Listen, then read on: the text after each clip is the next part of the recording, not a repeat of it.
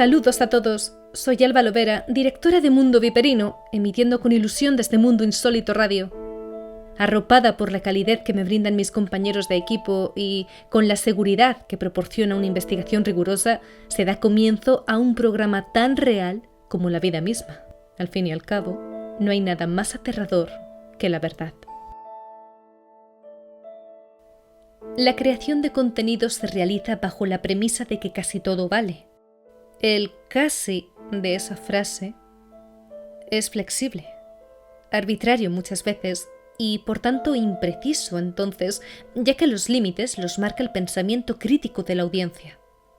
Ese pensamiento crítico obedece a unos parámetros según la predominancia del momento, bien sea porque lo aceptado es lo políticamente correcto y se expresa sin soltar esa intención, o por el contrario es ácido, malsonante, agresivo, molesto para la otra parte.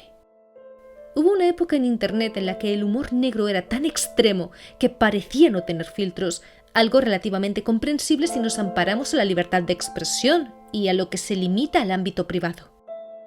Por otro lado, está también el argumento de la responsabilidad cuando se es un personaje público, muy respetable y también necesario, o los conocidos delitos de odio, muy refutados hoy en día bajo la insistencia de que tienen un doble rasero y no habría una justicia real para la sociedad.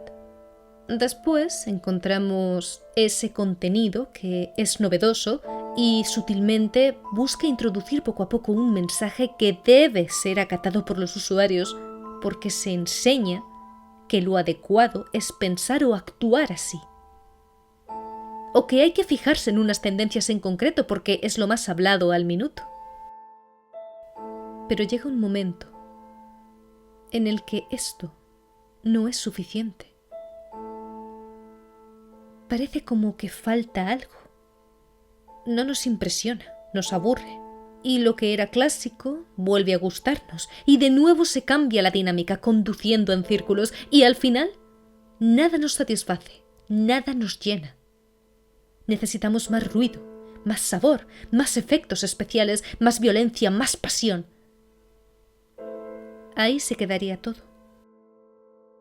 Por fortuna hay personas que disfrutan de los pequeños detalles y transmiten esas enseñanzas a otros, señalando lo bello que les resulta una puesta de sol, porque puede hacernos sentir insignificantes, la fuerza que transmite ver a un caracol deslizándose entre la hierba y regenerando su cáscara, o la disciplina de las hormigas, cuyo esfuerzo se ve recompensado a largo plazo.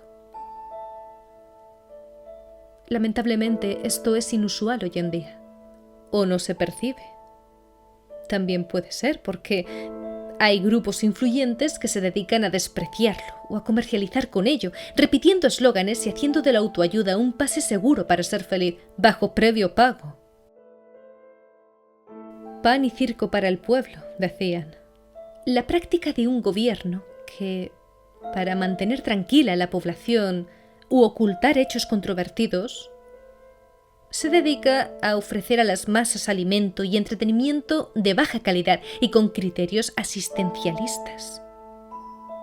Esto va enlazado con 3 términos más: actores de crisis, terrorismo de Estado y cortinas de humo. La sobreinformación ha hecho que tengamos una imagen y concepto de ellos inadecuados, imprecisas. Algo conspiranoico, ridículo incluso, inverosímil. Pero hoy no vamos a hablar de eso. Ya lo tratamos en programas anteriores y artículos. No, en esta ocasión queremos centrarnos en una persona que consiguió convertirse en un icono, en una estrella, en alguien a quien dedicar respeto e incluso admiración. Esto según la opinión de muchísimas personas. Desde Mundo Viperino no alabamos estas prácticas. Quizá ustedes tampoco.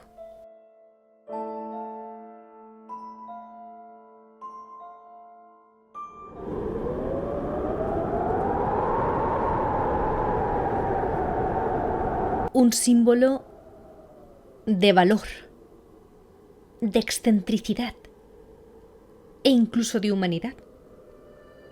Issei Sagawa, un japonés que tras cumplir 2 años en prisión, comenzó sus andanzas en platos televisivos y programas de internet por haber asesinado y devorado a una amiga suya, una celebridad en su tierra natal y parte del extranjero. Desde joven se había encaprichado de las pieles de porcelana.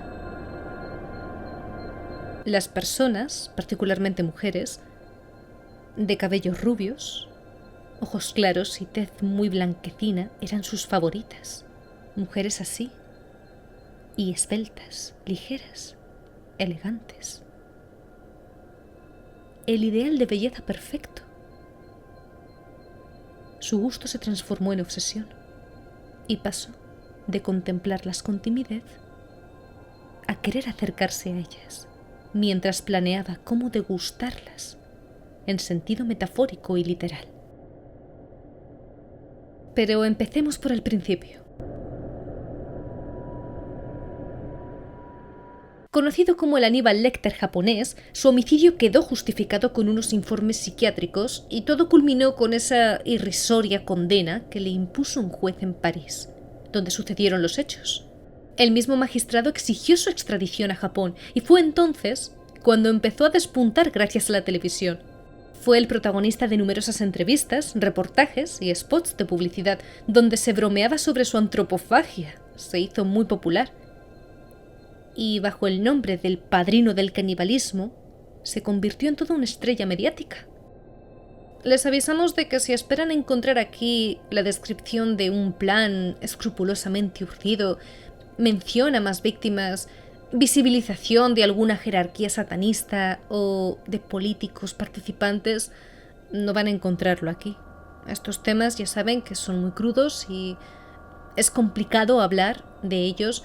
Conviene desarrollarlos con la intención de crear conciencia y fomentar un análisis más exigente, pero ya saben también que intentamos omitir los detalles más morbosos por respeto a las víctimas, lo que hizo de este caso algo extraordinariamente impactante fueron los aplausos masivos que trajo y la actitud de los medios de comunicación ante Issei, conocido también como Isaac.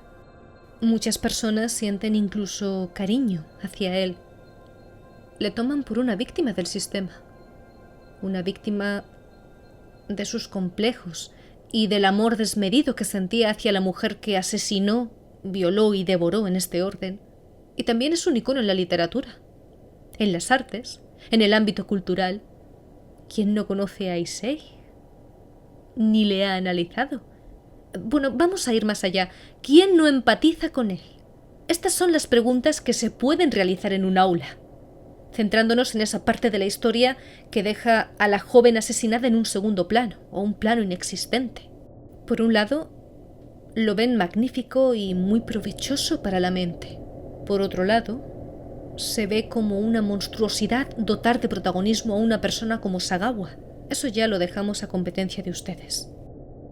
Sagawa era un gran admirador de Yuro Kara, tanto que le había escrito desde la cárcel.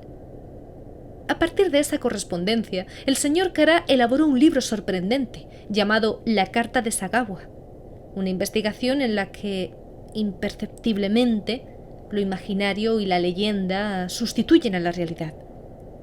El señor Kara ganó en el 83 el premio Akutagawa, el más prestigioso galardón literario de Japón. La adoración, si puede decirse así, de Sagawa había encontrado su forma sacrificante: el asesinato a esa joven. Otro gran novelista japonés, el señor Oe, escribió a propósito de este libro. Lo describió como un relato de una originalidad que marcaría época en la literatura japonesa. Y así fue. Issei nació en Japón en 1949, justo después de la guerra, por lo que sus primeros años no fueron fáciles. Pese a ser hijo de una familia acaudalada, con empresas y muchos contactos, la guerra los obligó a vivir con lo mínimo. Para colmo, Issei no estaba muy bien de salud. Él mismo se definió años después como un bebé pequeño, feo, con manos pequeñas y pies diminutos. De hecho, en una entrevista en el portal Vice en 2009, dijo: «Siempre fui enclenque. Desde el día que nací, mis piernas eran delgadas como lápices. Iba a primero de básica cuando pensé, al ver los muslos de un compañero de clase con su carne temblorosa, vaya, eso tiene una pinta deliciosa. Pero no soy homosexual». Esas fueron sus declaraciones. Sagawa fue creciendo con esas ideas en su mente, a la par que continuaba con una obsesión malsana por las mujeres occidentales. El principio de su fascinación por la gente occidental se inició cuando él cursaba bachillerato, al fijarse en la actriz Grace Kelly, siendo así las mujeres altas, caucásicas y de belleza normativa detonantes de sus fantasías caníbales. A partir de los 5 años, tuvo sueños muy perturbadores, pesadillas que lo marcaron de por vida. En una de ellas se veía hirviendo en agua caliente y cuando sus padres lo sacaban de la enorme olla, no era precisamente para salvarlo, sino para devorarlo. En otro sueño veía que sus padres cocinaban y comían a su hermano menor. Siempre era eso, en bucle. En la pesadilla el pequeño intentaba escapar, pero le era imposible. El agua le iba cociendo lentamente, sin posibilidad de salvarse. Se interpretó que esto se debía a las penurias que tuvo que sufrir su familia para subsistir, el resultado de un trauma infantil. Desde el autoanálisis, Issei subrayaba que su atracción por ese prototipo de personas venía por su baja autoestima. Pronto empezó a sentir un inmenso deseo por morder a las mujeres. No de matarlas o comerlas, simplemente de masticar su carne. En otra entrevista aclaró que tampoco quería comerse a nadie cuando sentía hambre.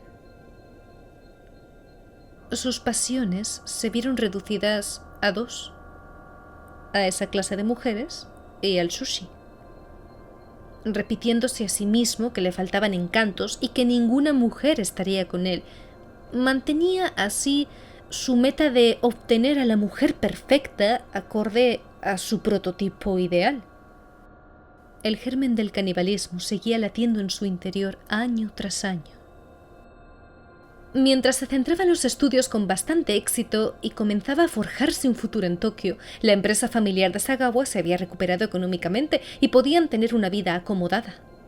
Decidió estudiar la carrera de literatura inglesa en la Universidad de Wako y empezó a interesarse por el mundo del arte, aunque no fue su único interés.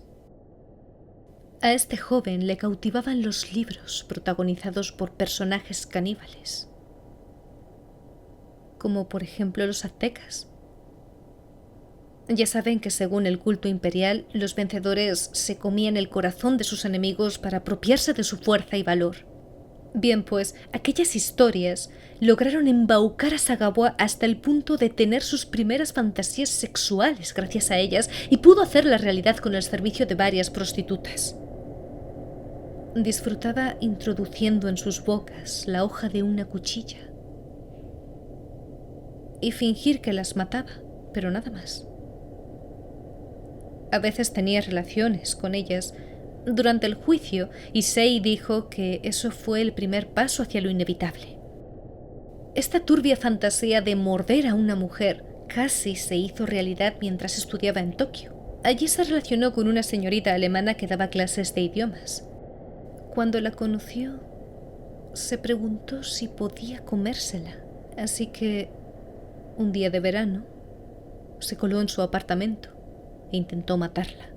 Buscó algo para apuñalarla o golpearla y descubrió un paraguas. Sin embargo, antes de que pudiera hacer algo, la mujer se despertó y lo descubrió, gritando desesperada y provocando la huida del intruso. En adelante, Issei investigaría y vigilaría a sus potenciales víctimas para así planificar mejor sus ataques. A finales de la década de los 70, Issei decidió estudiar literatura inglesa en Francia. Su padre, multimillonario, financió todos sus estudios, muy orgulloso, sin tener la menor idea de lo que pasaba por la cabeza de su hijo, o la verdadera razón por la que quería ingresar en una universidad de Occidente. A partir de este punto, Issei cada noche se llevaba una prostituta a casa e intentaba dispararlas desde detrás mientras se lavaban en el baño. Lo intentó varias veces, pero nunca daba el paso de disparar el gatillo. Eso avivó más aún su obsesión, su deseo por consumar ese ritual asesino de matar a una mujer a toda costa. Le frenaba su instinto, según pudo saberse más adelante, no la moralidad o la empatía, su instinto de que, si continuaba con ello, el mundo en el que vivía desaparecía por completo. Él pensaba, ¿qué hago después con el cadáver aunque me lo coma? ¿Habré matado a alguien? Esto tendrá consecuencias. El siguiente objetivo fue René Hartevelt, una joven hermosa, de Holanda, brillante, muy inteligente. Hablaba 3 idiomas perfectamente. Sagawa confesó que, aunque todas las francesas eran guapísimas, tenían un carácter altivo y no se fijaban en él, pero René era más sencilla, más simpática y cercana. El japonés dijo en otra entrevista, descubrí, tras el asesinato, que ella era judía, lo cual explica probablemente por qué un chico como yo iba a sentir tal afinidad por ella. Sagawa y la joven fueron a una fiesta que cambiaría todo. Él la vio en el baño lavándose las manos, una imagen que quedó plasmada en sus recuerdos tal como lo hacían las prostitutas. Allí supo que sería ella la víctima de su ritual. Era el ideal de mujer que siempre había soñado y la única forma de pasar tiempo a solas con ella era contratándola como profesora particular de alemán. Claro, el dinero nunca fue un problema para Issei. Le pagó el sueldo que ella consideró y aceptó. A René le gustó su inteligencia, su conocimiento de pintura y de literatura europea. Issei le escribió cartas de amor, le invitó a conciertos, exposiciones de arte. Se convirtió en un amigo. Inofensivo, según pensaba René. La joven le rechazaba. Consideraba que Sagawa simplemente era un admirador que estaba pletórico de congeniar también con ella. Pero le dejó claro que no quería nada más allá de una sana amistad y conversaciones profundas. Issei relató que su plan y sus deseos transcurrieron poco a poco, por grados. Una de las primeras veces que René subió a su apartamento, el joven intentó dispararla por la espalda, cuando ella de repente, mientras hablaba con él, se dio la vuelta y le sonrió, lo que le hizo perder a Issei el coraje de continuar con su propósito. Pero la siguiente vez no tardó en llegar, aunque aquí hay varias versiones en prensa. La más extendida, hay que tener en cuenta que también las declaraciones de Sagawa se contradicen, es la situada el 11 de junio de 1981, cuando René volvió al piso de Issei para ayudarle con unas traducciones. Él intentó besarla, como había hecho otras veces, pero la joven volvió a negarse. Posteriormente le habló de su admiración hacia ella, pero René seguía resistiéndose. La otra versión, igual de conocida, estipula que fue la noche del 13 de julio de ese mismo año cuando Sagawa la invitó a cenar a su casa, y durante la velada le pidió que se sentara en el suelo para tomar té como se hacía en Japón. Luego la grabó, en teoría a escondidas, leyendo un poema, y avanzada la noche, intentó seducirla. Al margen de esta disparidad entre versiones, guardan en común el punto de que, tras el rechazo, el enésimo rechazo, Issei fue a por un poco de vino para suavizar la situación. O eso dijo, porque a su vuelta regresó con un rifle de calibre 22 y le disparó por la espalda. 2 veces. Primero el japonés respiró hondo, los pulmones se le llenaron hasta la mitad, aguantó el aliento y entonces apretó el gatillo. No hubo ningún fallo. La autopsia descubrió que el arma le disparó en la cabeza también, y con tan poca fuerza que la bala, en vez de atravesarle el cráneo, se limitó a dar vueltas y vueltas dentro de su cabeza. Issei declaró que el disparo fue un accidente, que simplemente sacó el rifle para intimidar, pero que, sin querer, disparó. Esto sería falso porque, volviendo otra vez a la autopsia, Se documentó que la joven tenía también un disparo certero en su cuello, un disparo limpio, preciso. Con esa joven en el suelo, un pensamiento cruzó la mente de Issei. Durante un par de segundos quiso llamar a una ambulancia, pero se dijo: «Un momento, he soñado con esto durante 32 años, por fin puedo disfrutar de ello». Así que aquel señor la desvistió, la miró con detención unos minutos y después la violó. Al acabar, sintió la necesidad de probar su carne, comenzando por la cadera derecha. Vio que no podía morderla, que la carne era muy dura y sus dientes débiles, así que fue a por un cuchillo eléctrico. Creyó que la mejor manera de esconder el cadáver de su amiga era cortándolo en pequeños trozos y sacarlo de su casa. Dijo: «Mientras cortaba aquel cuerpo con el cuchillo eléctrico, yo no era Issei, era un médico. Bueno, no era un médico, era un diablo. No, era Mefistófeles en persona, porque cortaba y fotografiaba». Efectivamente, se encontraron fotos del suceso, todo documentado por Sagawa. El japonés relató que, como un autómata, empezó a probar con los labios algunos pequeños trozos que ya había separado del resto, que el impulso era más fuerte que él. Dijo en prensa: «Una vez terminé el descuartizamiento, cogí unas partes y las metí en el frigorífico, y otras las llevé a la cocina y me las freí, aderezándolas con sal y pimienta. Descubrí que tenía un sabor agradable, dulce y delicado, un sabor similar al del atún». Repito, estos comentarios están por toda la internet porque los medios de comunicación se han ocupado de darle voz, hacerle todo tipo de preguntas, análisis, comentarios e incluso spots. En su relato también reveló que le arrancó la lengua de la boca y la comió cruda. Sagawa decidió deshacerse del cuerpo cuando consideró que ya no había más partes comestibles. Para ello utilizó 2 maletas grandes, llamó a un taxi y le indicó una zona en los suburbios de París: el bosque de Bolonia. Un bosque frondoso, con un amplio lago y donde los ciudadanos podían pasar desapercibidos en plena noche. Allí arrojó el tétrico equipaje.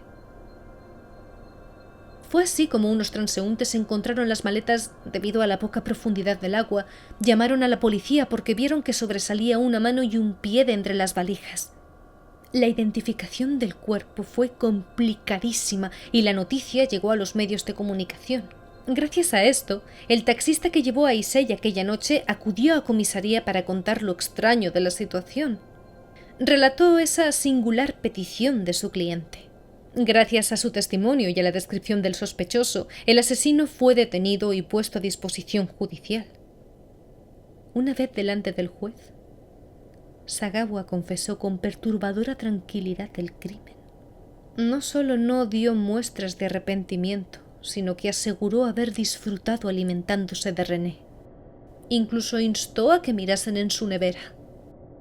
En el momento que mató a la joven, él cayó en la cuenta de que había perdido a una amiga importante y llegó a arrepentirse por un instante de lo que había hecho. Dijo: «Lo que realmente deseaba era comerme su carne estando ella aún viva. Nadie me cree, pero mi intención era consumirla, no matarla. A día de hoy aún pienso: ay, si solo me hubiesen dejado de gustarla, solo un poquito, si hubiésemos pasado otra noche juntos, cenando y hablando sobre nuestras familias, creo que no hubiera podido matarla». Sagawa se preguntaba también por qué estaba prohibido comer carne. En medio del juicio, afirmó que lo que había hecho era un acto de amor, porque así podía tener a René dentro de él. Bueno, como les decía, rápidamente la policía francesa dio con Sagawa, quien confesó de inmediato, y tras esto fue detenido y procesado como enfermo mental, quedando bajo arresto en un instituto psiquiátrico. Al fin y al cabo, ante un asesino de estas características, la deriva judicial debería haber ido hacia la máxima condena de cárcel por los hechos, pero para sorpresa de los ciudadanos, no fue así. Durante la vista, los psiquiatras que analizaron el comportamiento del acusado justificaron sus actos así. Les leo: Su caso podría parecer también como una especie de suicidio del hombre que se encuentra demasiado solo y desorientado, dividido entre dos civilizaciones. Issei parecía estar en ruptura de armonía. Nadie le había hecho conocer aventuras sentimentales. Las prostitutas eran, aparentemente, su único equilibrio sexual. Issei era un hombre solo, sexualmente frustrado, y la frustración sexual a veces engendra el crimen. Es decir, era comprensible, de acuerdo a estos expertos, que el señor Sagawa hubiera actuado así. Que como nunca había tenido novia y estaba también en una ciudad cuya cultura era diferente a la suya de origen, pues era normal. Pese a las pruebas y la confesión, estos informes psicológicos ayudaron muchísimo a reducir la condena de Sagawa. Finalmente el juez le sentenció a 2 años y fue trasladado a la prisión de Losante.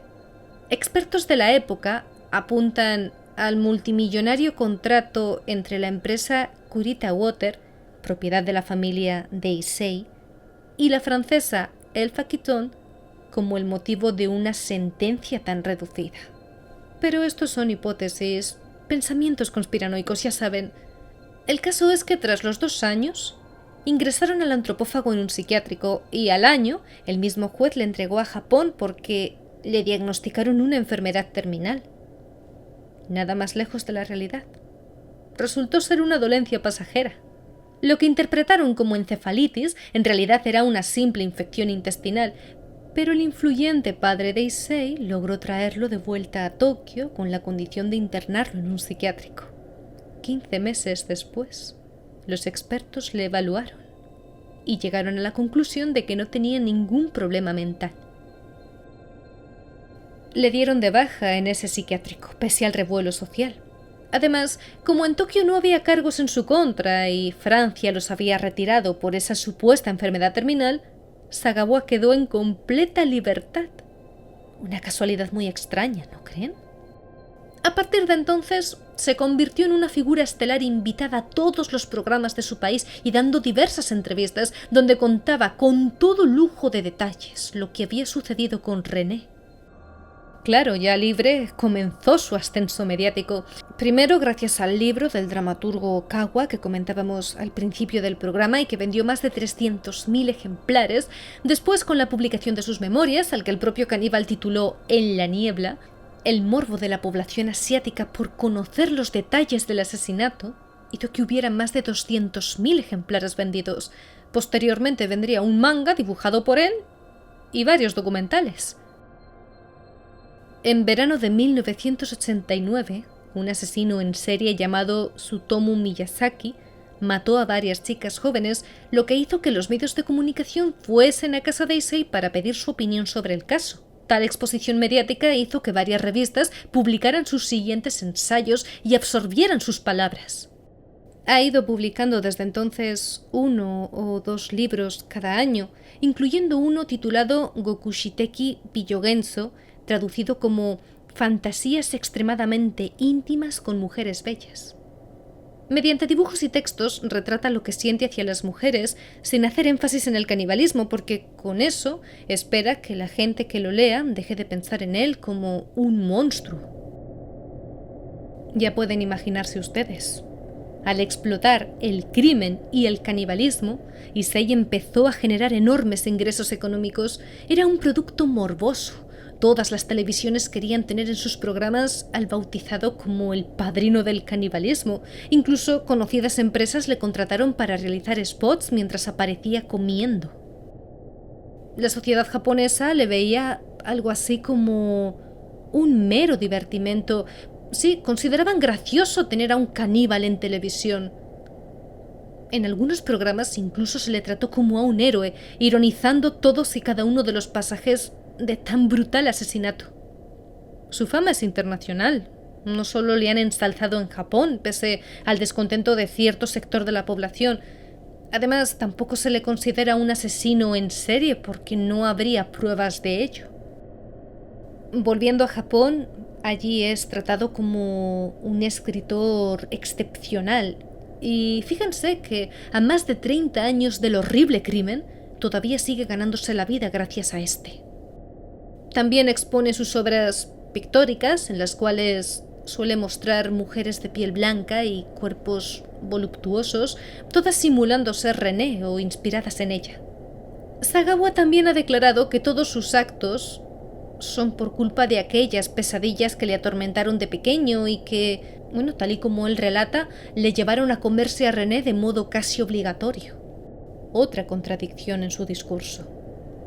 Actualmente vive en Tokio, como si fuera una pequeña celebridad, y frecuentemente aparece como comentarista, invitado en programas del medio del espectáculo, escribe críticas para restaurantes, además, y en el 92 apareció en una película como voyerista sadosexual. Él admite que todavía tiene fantasías caníbales, pero que ya no desea llevarlas a cabo con mujeres occidentales, aunque al margen de esto, su preferencia sexual ahora es hacia las mujeres asiáticas, las cuales consideraría mucho más atractivas a diferencia de las caucásicas. Mantiene que no es lo mismo querer comerse a alguien a desear matarlo.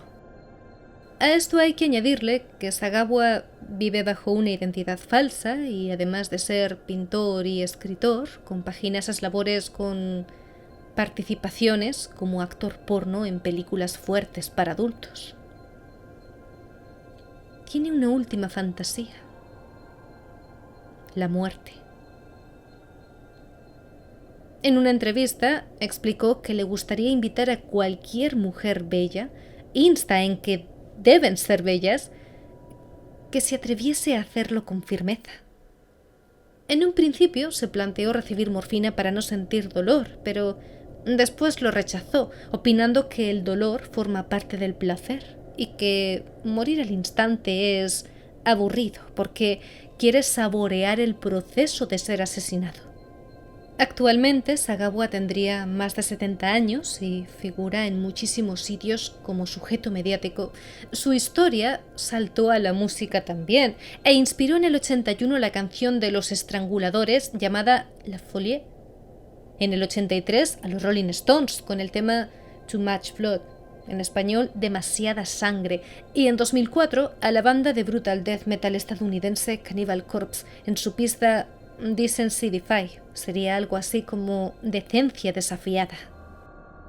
Como pueden ver ustedes, un acto tan macabro no solo marcó un antes y un después en la historia de Japón, sino en el pensamiento humano y en las industrias del entretenimiento y de la cultura. ¿Qué opinión tienen al respecto? ¿Creen que es un reconocimiento merecido? ¿Que esto es algo curioso e inusual, digno de admirar, de estudiar? ¿O un paso más hacia la ventana de Overton? Ustedes dirán.